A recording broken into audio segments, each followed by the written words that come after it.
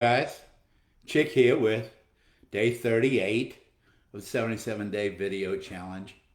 And tonight I'm going to speak to you about one of the greatest examples in my life of God's grace in assisting my family to get through living life on life's terms, or sometimes even on God's terms.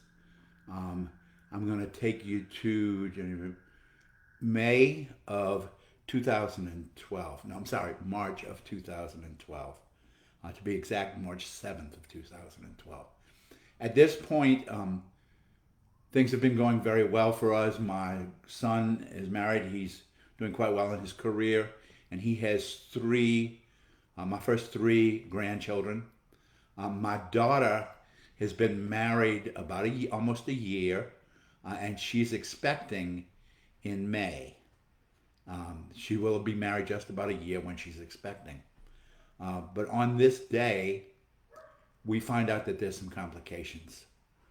And they don't know exactly. They're talking about having to put her on bed rest.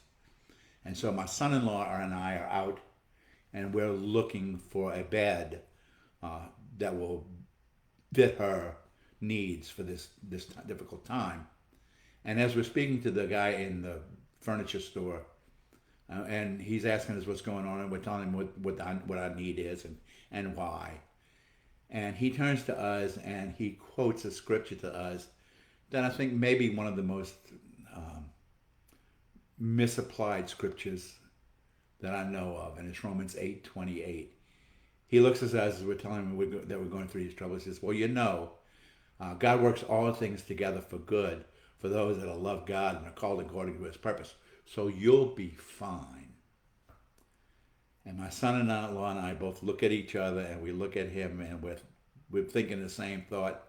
I don't think he really knows what this scripture means. It doesn't say God works God makes all things good. Okay, it says He uses everything for good. Um,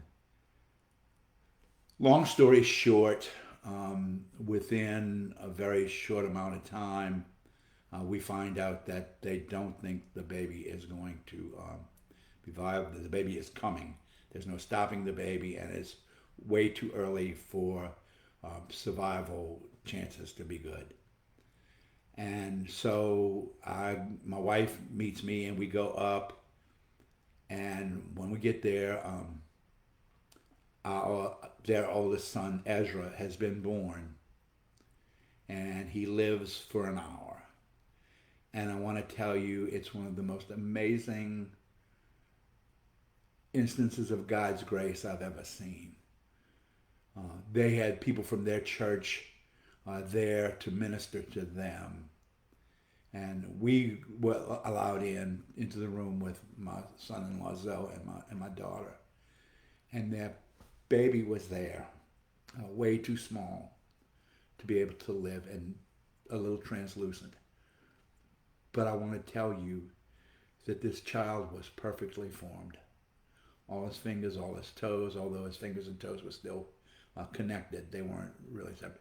But this looked like a human being. This looked like a child.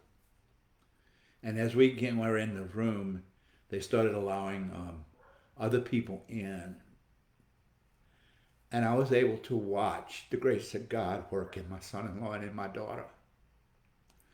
Because as people came into the room to lift them up and to minister to them in their time of trouble, my son-in-law and my daughter were actually ministering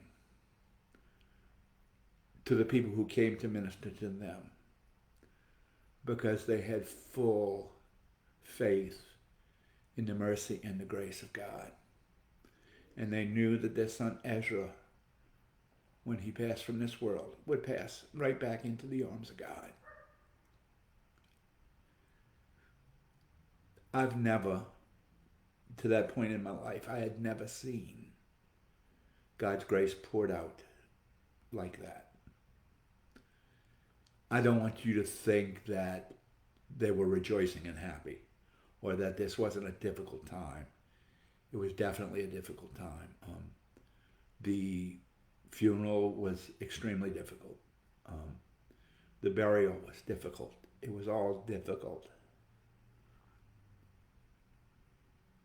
But for the first time in my life, I truly understood what it meant when the scripture says we can do all things through Christ who strengthens us.